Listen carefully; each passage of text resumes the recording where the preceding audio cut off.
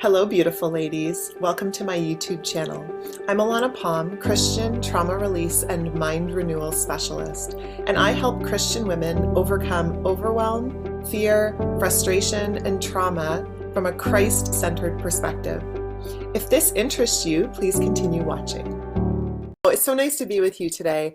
I kind of put up a post and sent out an email with this meme actually, which says, and I should actually post it in the group when I'm done here, but it's basically a meme that says, so it says, don't let your ice cream melt while counting somebody else's sprinkles. So I'm going to put that in the group after this live because honestly, I loved that. When I saw it, I thought, yes, absolutely. How often do we let our ice cream melt literally while we are counting someone else's sprinkles literally. And I say it literally because that's what we do, right? We actually sit there and go, they have this, they have this, they have this. And the whole time, all the blessings we have in our life kind of fade away because we're not where they are. And for so many years, this was me. For so many years, I talked about how I let my ice cream melt, so to speak. I was always looking at what everyone else had, kind of the greener grass on the other side. There's another quote I love that goes like this. We see the grass looks greener on the other side, but when we jump over the fence, we realize it's spray painted. And I love that one too, because that's exactly what it is, right? We think that it is greener over there. We see their life and we see everything they have and we think, oh, we want to be them. Right? But we don't know what's really going on inside them. We don't know if they're putting on a really good facade. We don't know if they've gone through tons of suffering to get where they are. We just don't know their life, right? So do you know what I mean? Does this ever happen with you where you just see the greener grass on the other side and don't really see your blessings as much? Do you know what I mean? Or are you not like that at all? I always want to see if we'd fertilize our own grass, it would be green. Yes, Carol.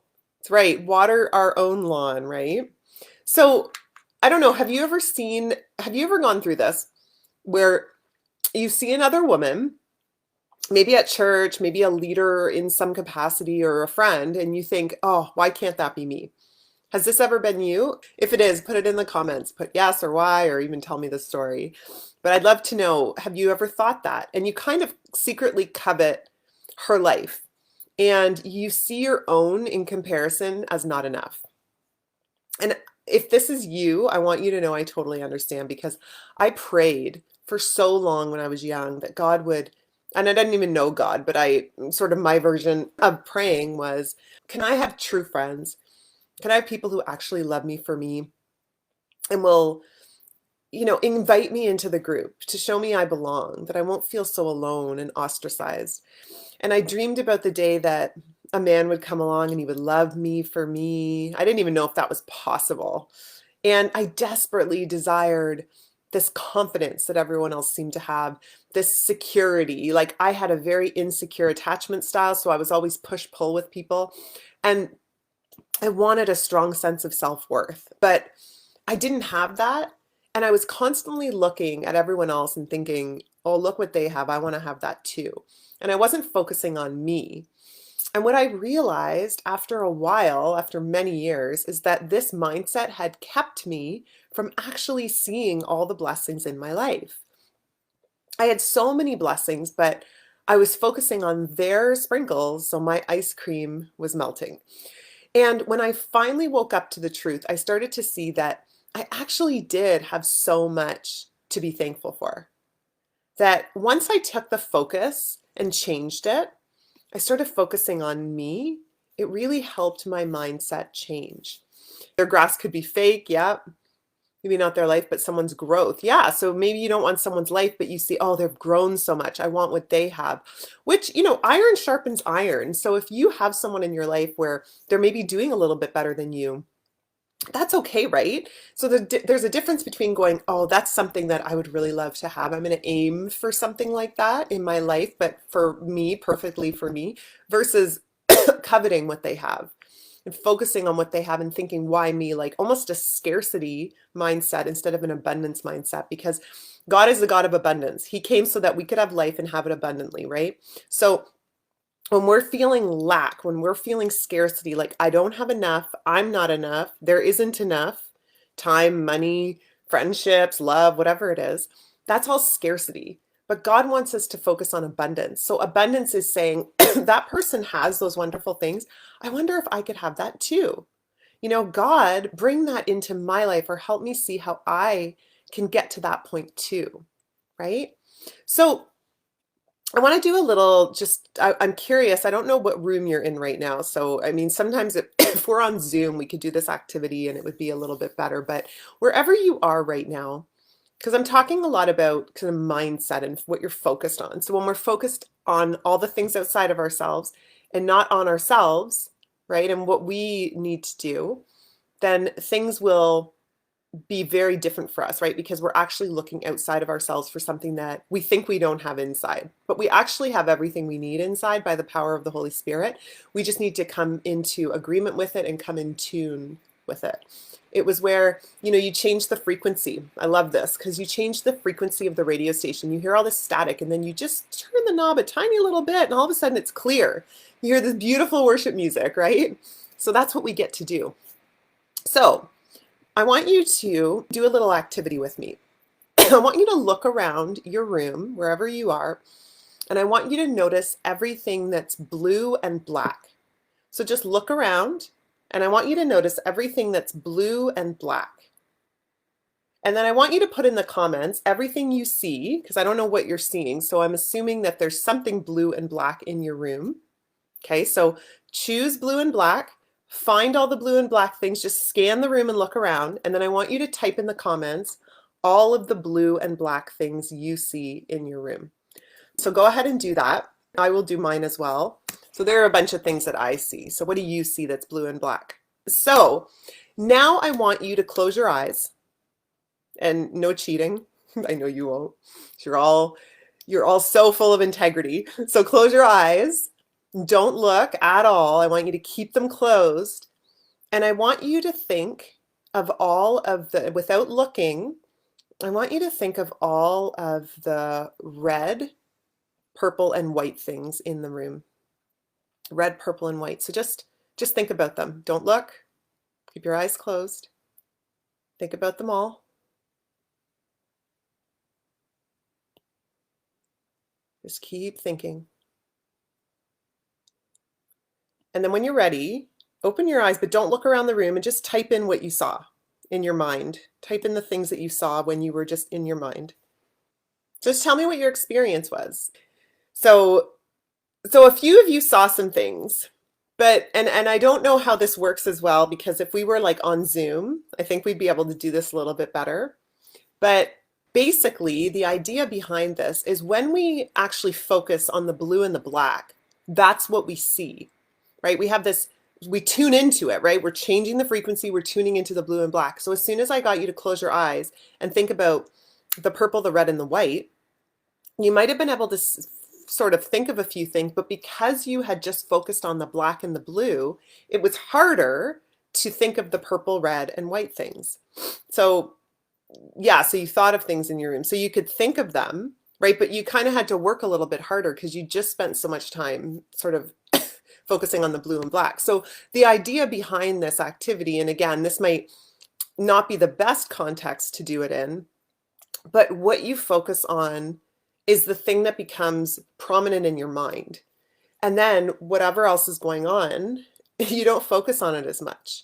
So this is a really good reminder of our focus, right? What are we focusing on? Are we focusing on the things that we want to focus on, or are we focusing on the things that will bring us down, right? Because we really do have options when it comes to our focus. Because what I noticed is I had all of these amazing friends, I had love all around me, and I had everything within myself to have high confidence and worth, but I couldn't see it because my belief systems deep down in my subconscious weren't allowing me to actually see what was all around me. I wasn't focusing on that. I was focusing on the things I didn't have.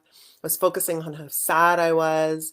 I just didn't see the blessings because I wasn't choosing to see them.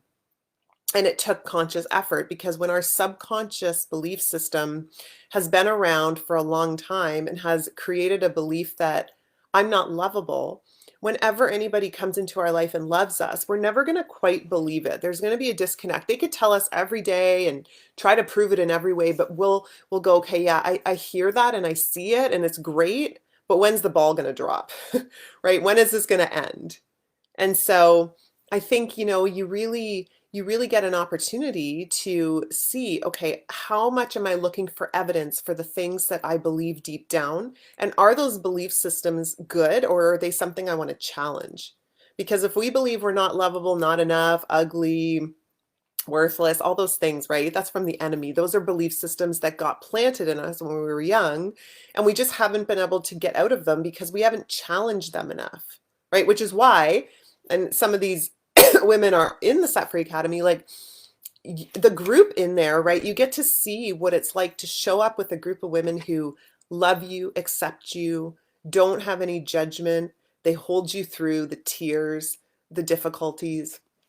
They pray for you, right? Some women have never had a community like that. Maybe they have a husband or one friend or a sister or something that has been there for them in that way. But to have a whole community of people that will hold you through the difficulties is amazing, because then it gives you new evidence that even when you think you're too much, when you think you're not enough, you think you're unlovable or unworthy, you've got these people in your life that are showing you, no, you're not those things. Like, look, I'm here, I'm supporting you, I'm loving you, you are lovable, you are worthy. And that's the beautiful part about having a community of women who get it, right? Is that they really understand, right?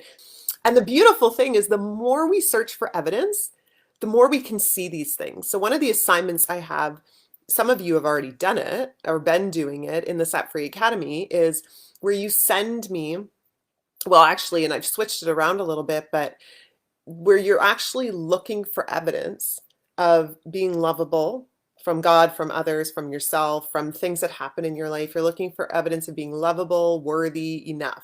And every day you're looking for this evidence consciously. You're changing your focus and you're saying, okay, what is, and then at the end, there's a reward. So basically, you have got this opportunity to focus on something that you might never have been able to see before. And that's where I know I began to have this life of abundance and joy. And so can you. You can have more peace. You can have more love, more self-acceptance, more joy, and this deep surrender to God, because God's truth is truth. Whether we come into agreement with it or not, it's still truth. It doesn't change the fact that it's truth. So we're trusting in God's goodness, God's provision. We're resting in Him instead of our own belief systems, right? So are we going to let our belief systems rule, kind of our mind, rule how we are? Or are we going to let God's truth seep in and rule and dictate who we are, right? So we get to choose that. And that was one of the most important things I realized, is that every day I have a choice.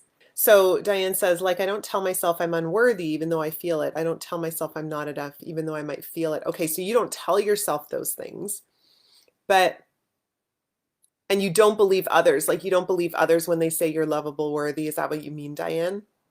Like, you don't say those things about yourself, but you also don't believe others when they tell you the good things. Like, if I say, oh, you're beautiful, you're wonderful, I love your ideas, you're so great, you add so much to the group, all of that, like, do you believe that? Do you believe any of it? So here's the thing, this is the disconnect. So anybody who I say that to, because I will often tell women how beautiful they are and how wonderful they are, and they're like, like they don't see it, right? And I get it, because I was there too. I wanted so badly to believe it, but the disconnect is there's a part of us inside in our subconscious that's going, that's not true. I don't trust that. I've believed something differently for a long time, and that is not true. And it's so deep, right? And our filter filters it through, our reticular activating system filters it through and says that can't be true because I already know that that's not true. So what we get to do is dig into the subconscious beliefs and shift them, because that's how you start actually being able to come into agreement with not just what other people say about you, but what God says about you. which is even more important, right?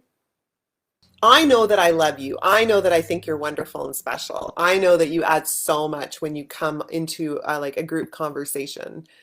I know all that to be true, but I can see why you would go, she doesn't know me well enough. See, I don't need to know more about you to know all those things. I don't need to know more about you to know that I love you, right? I don't need to know any more about you. I love knowing more about you when you come in and you share, and I love all of that. But I already know enough to know I love you. So what's the gauge then? Like, how much do I need to know for you to believe that I love you for you? Like, do I need to know every single part of you?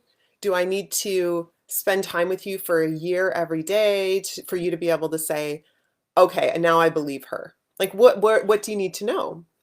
I'm interested, right?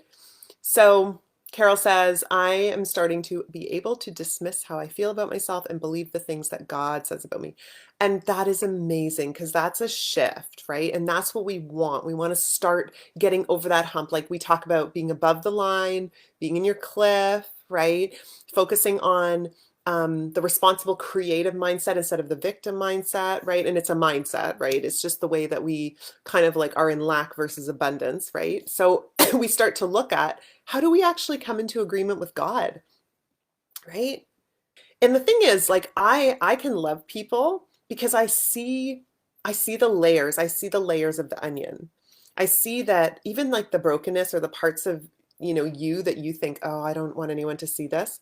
I can sense it. I can feel it. I can see it in a sense.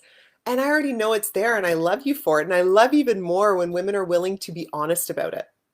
I had a woman reach out to me the other day who was really struggling because she felt that people didn't care about her. And what I love about that is she's willing to be vulnerable and honest about that struggle that's going on inside. And that makes me love her even more because she's so willing to be raw and real, right? So basically the way that we do it in the Set Free Academy is we have a bunch of different ways that we do it, but really we do it through going into, and this is, let me see if I can explain this in a way that makes sense.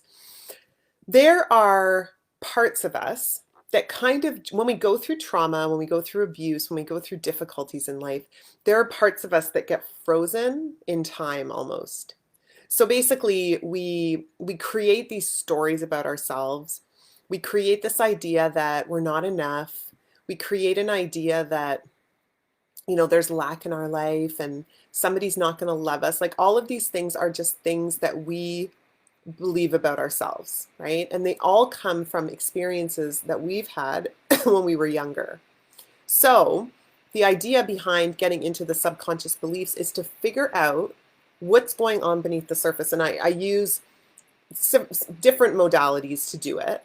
To explain it to you in words is actually a bit tricky, but if you want, Amy, I would encourage you to book a set free strategy session with me. So we can actually do this. I will do it with you on our set free strategy session. I will go through the technique with you so that you can experience it and then you'll understand more about it because it's really hard to explain in words. It's more experiential. So you actually go into this place of self-discovery and I just facilitate that with you. Like I said, one of the most important things I realized is that every day I have a choice and I have a choice to take responsibility for my life instead of kind of like thinking, oh, all these things are happening for everyone else. They can't happen for me. That's a victim mindset, right? So a responsible mindset is saying, you know what? Like I can have those things too. What's possible for me? And then choosing to take the steps that will get you there.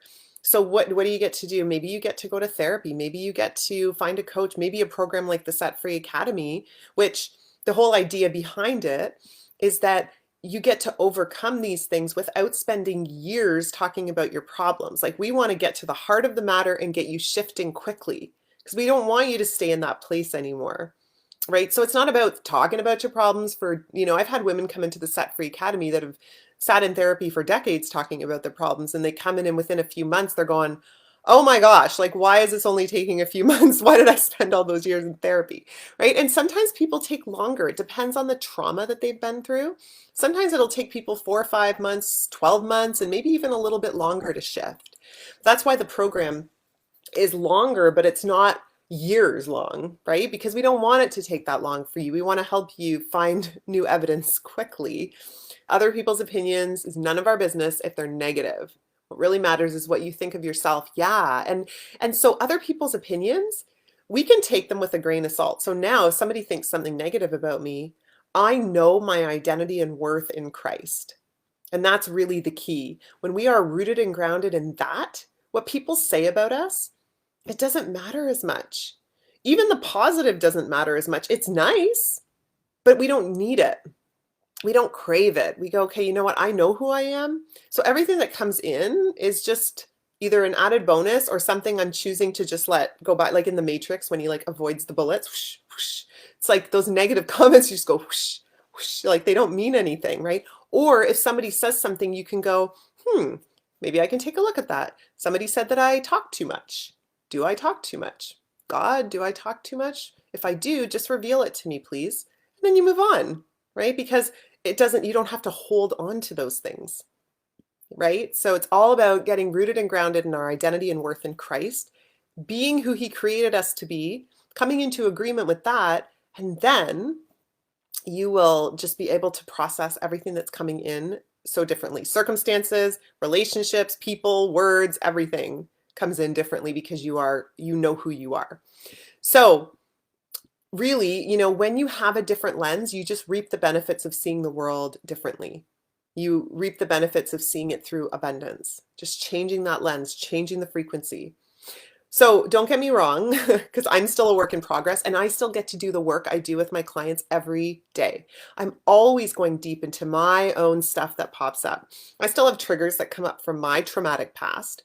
And when they do, I go, oh, there's another trigger. There's another thing I get to work through. So I can actually be sad and crying about something, but at the same time having joy in the moment going, I know that there's a rainbow. I know that God is in this. I know that even though I'm suffering, he's overcome the world and I'm an overcomer too. So he's going to help me work through this, right? So it's a process, but every day I focus on shifting into deeper rest and choosing to let go and let God. But that has come from doing a lot of work to be able to have the self-trust and the belief and trust in God to actually choose for myself, because now I understand my choices. I can trust my choices because I know where they're coming from. And that takes some deep work. And I am thankful and so thankful for the tools that I have to make those choices so I don't get stuck for days, weeks, or oh my gosh, decades in a puddle of like a puddle of my own melted ice cream. To go back to that analogy. So what about you? Like, are you letting your ice cream melt while you're focusing on someone else's sprinkles? If so, just comment below and comment in the comments, right? And declare like what is going to shift for you in 2022. What is the next step for you on the journey? Don't worry about the finish line. Just how do you get to the next water station, right? You're on this race, you're on this journey, right? You're running cross country, you're maybe enjoying the view. Like, how do you get to the next water station? And then from there, how do you get to the next one and the next one? Don't focus on, I'm not at the finish line yet. Just what is the next right step for you, right? And so declare, what is that for you? What are you choosing from a place of choice and responsibility over yourself, from a place of abundance, God of abundance? What are you going to choose to shift in 2022? Declare it, because when we declare it, it's amazing how the Lord will meet us there. If it's in his will, and if we're choosing abundance and joy and peace and rest in him, it's in his will.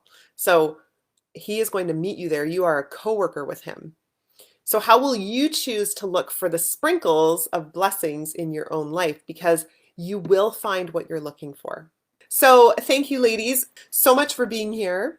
I always appreciate when you come and you just join me live and we get to have a conversation. If you want to book a time to talk to me, I would love to have that. I do open up some spots in my calendar, every week or two for these set free strategy sessions. So there's not a huge amount of availability, but there is some availability. So I'd love to chat with you.